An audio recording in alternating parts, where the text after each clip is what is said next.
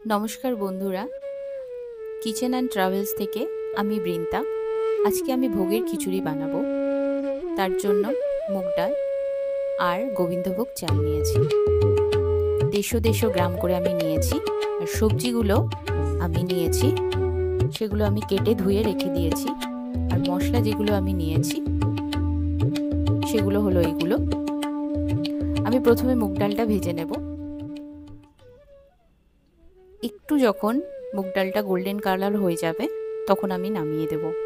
তারপরে কড়াইতে সর্ষের তেল দিয়ে আমি একে একে সবজিগুলো ভেজে নেব,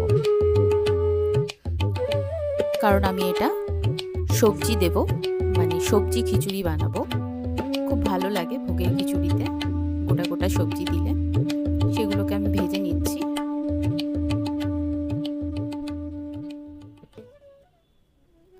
ফুলকপি আর আলু,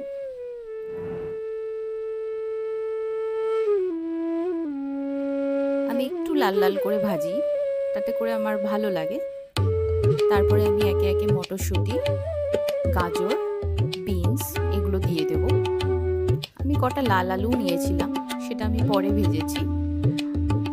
আর কুমড়োটা আমি এর সাথে দেব না, কুমড়োটা আমি পরে ভাজবো, কারণ কুমড়ো ভেঙে যায় অনেক সময়, আর কুমড়ো খুব নরম হয়, সেই জন্য।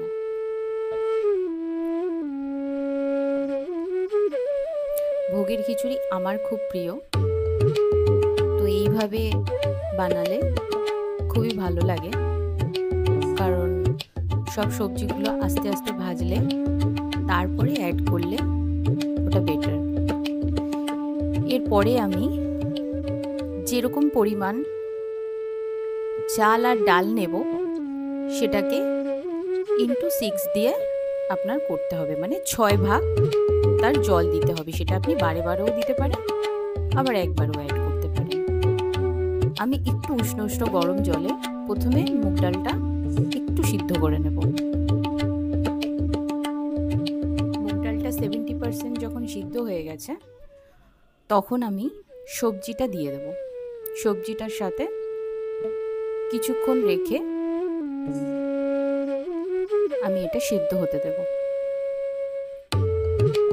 দেখুন, বেশ এটা ডালটা অনেকটাই গলে এসছে, সবজিগুলো প্রায় আধা সিদ্ধ হয়ে গেছে।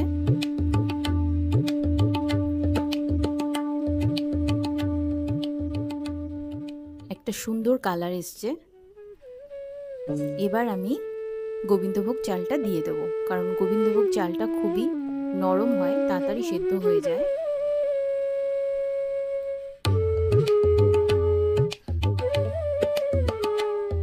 আমি এটাকে নেড়ে চেড়ে ঢেকে রেখে দেবো কিছুক্ষণ।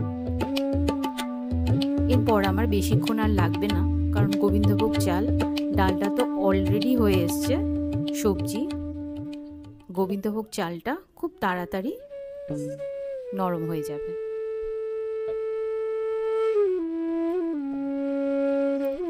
আমি তুলে 5 মিনিট বাদে বাদে তুলে নিয়ে ঢাকনাটা চেক করলাম।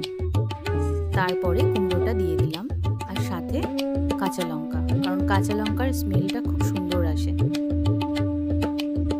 আর কুমড়োটা আগে দিইনি, কুমড়োটা তো গলে যাবে, তাই জন্যে পরে দিয়েছি।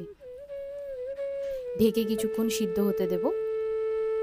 তারপরে আমি ঘি দিয়ে অন্য একটা পাত্রে কাজু বাদাম আর কিশমিশ ভেজে নেব, কারণ ভোগের খিচুড়িতে কাজু বাদাম আর কিশমিশ মুখে পড়লে খুবই সুন্দর লাগে, টেস্টটাও খুব ভালো আসে।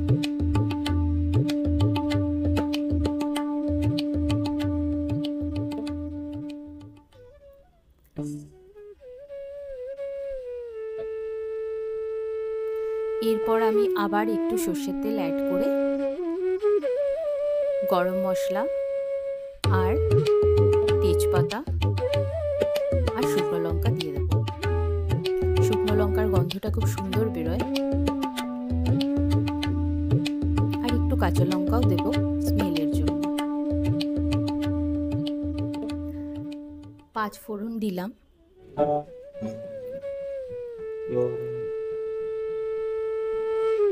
এটাকে একটু গোল্ডেন কালার হতে দেব। আমার ফোড়ন রেডি। এবার আমি খিচুড়ির মধ্যে ফোড়নটা দেব।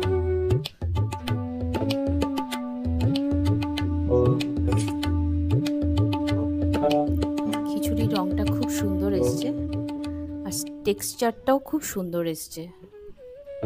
খুব বেশি টাইটও হয়নি, আবার খুব বেশি জলজলে হয়নি। এরকম ধরনের খিচুড়িটা আমার খুব ভালো লাগে।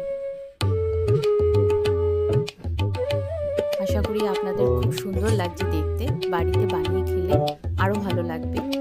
লাস্টে আমি একটুখানি ঘি দিয়ে দিলাম। ঘি দিলে ভোগের খিচুড়িতে আরও ভালো লাগে। আমার খিচুড়ি রেডি। লাস্টে আমি একটু চিনি দিয়ে দেব। ভোগের খিচুড়ি একটু যদি মিষ্টি মিষ্টি হয় খুবই ভালো লাগে। এবার আমি খিচুড়ির সাথে বড় বড় বেগুন গোল গোল করে কেটে নেব, কারণ খিচুড়ির সাথে বেগুন ভাজা আর কোনো কথাই হবে না। খুব সুন্দর, খুব ভালো লাগে, আমাদের সবার প্রিয়। আর আলু ভাজাও আমি গোল গোল করে কেটে নিয়েছি। খিচুড়ির সাথে আমি এটা